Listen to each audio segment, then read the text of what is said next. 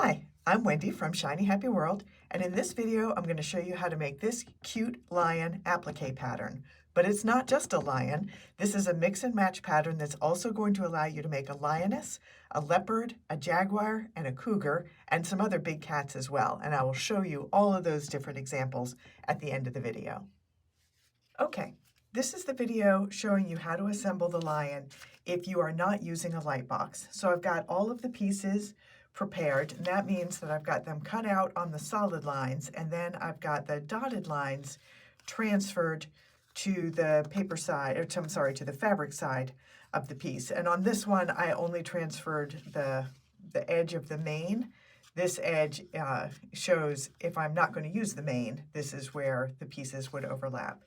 So you can see another example here on the head.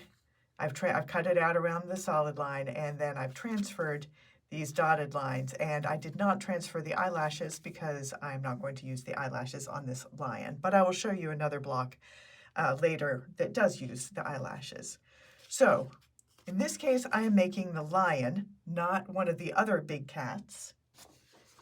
And I've got guidelines for 4 different cats. I've got placement guides for a lion, a leopard, a jaguar, and a cougar. So this one is the lion, and so you'll want to use this guide to show you which pieces to cut out. The 2 variables that we have, well, there's the mane, which only the lion has. But other than that, there are 2 body pieces. Piece 1 is a wider body piece for stockier animals, and piece 12 is a narrower body option that works well for something like the jaguar, or if you were making a lioness instead of a lion. The other thing to be aware of are the ears. Pieces 3 and 4 are the rounded ears, which the lion has, and also the leopard and the jaguar. And 13 and 14 are the pointed variations, which a cougar has a slightly more pointed ears. So just giving you a rundown of that. But we are going to make a lion here. So we're going to start with the shoulder piece. And I'm just going to peel the backing off.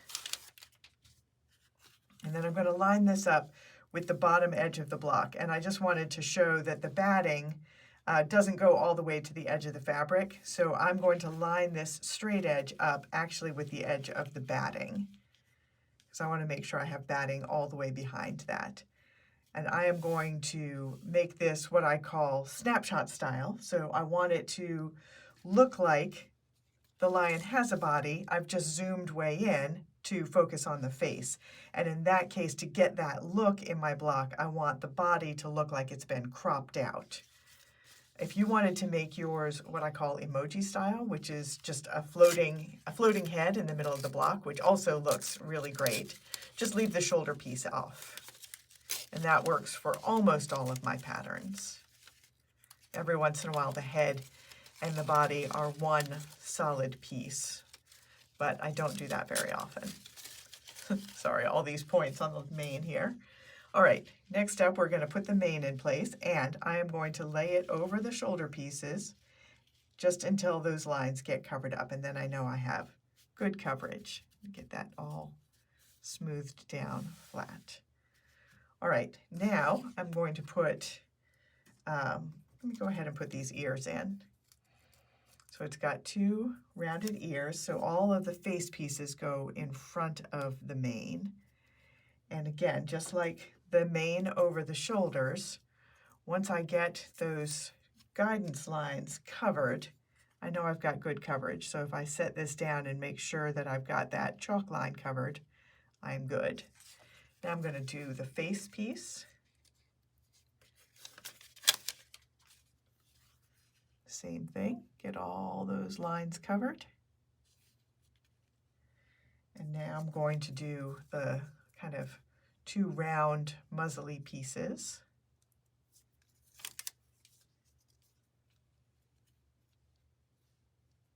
There we go. And now I've got a chin piece that actually tucks underneath that muzzle. So I could have set the chin down first, but I like to tuck it under and make sure I've got everything where I want it. Then I've got this, the kind of the bridge of his nose.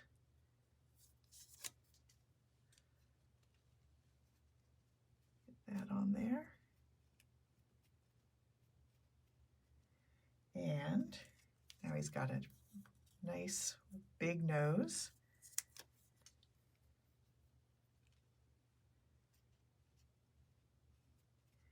And 2 eyes.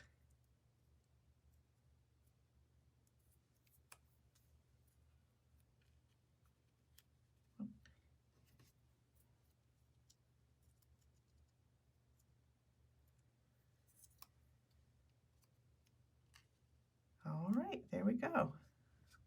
That looks great. So I'm going to take this over to my ironing board. I'm going to carry it very carefully, fuse it all down into place, do all of the outline stitching in black, and then I will bring it back and show you the finished lion block and also show you the other 3 big cats that I mentioned.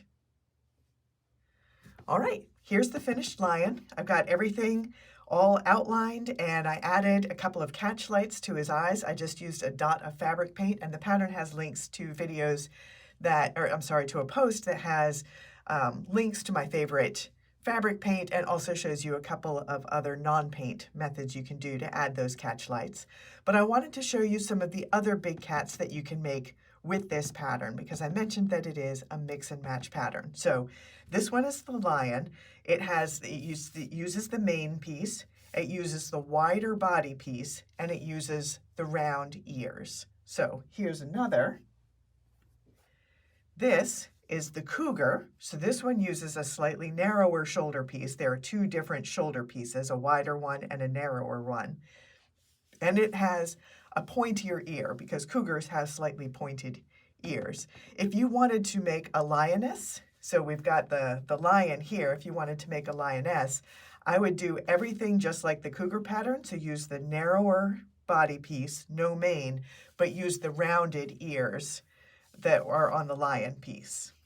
But that's not all. I've also got a jaguar. So this uses the narrow body piece and the rounded ears. And for the jaguars, just to get something that gave you the approximation of jaguar spots without actually being a jaguar print, which I didn't feel like would work really well with the other fabrics that I use in my quilts. I used 3 different scales of polka dots. So I've got a largest scale on his body, a smaller dot on his face, and then the tiniest dots on his muzzle and chin.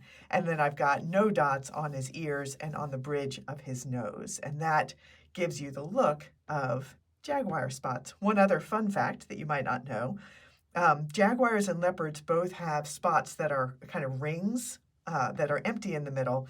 Jaguars have spots within those spots, leopards don't. And so I've got a leopard to show you as well.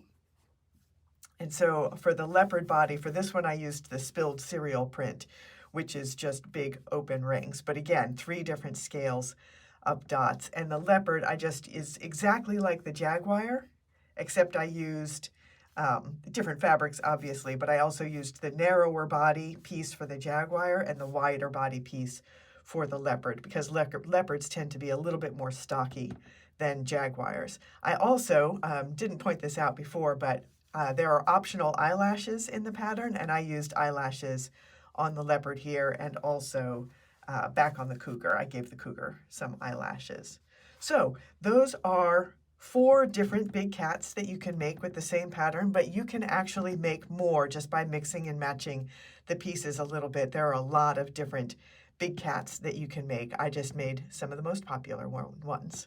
So I'm Wendy from Shiny Happy World, and I will see you next time.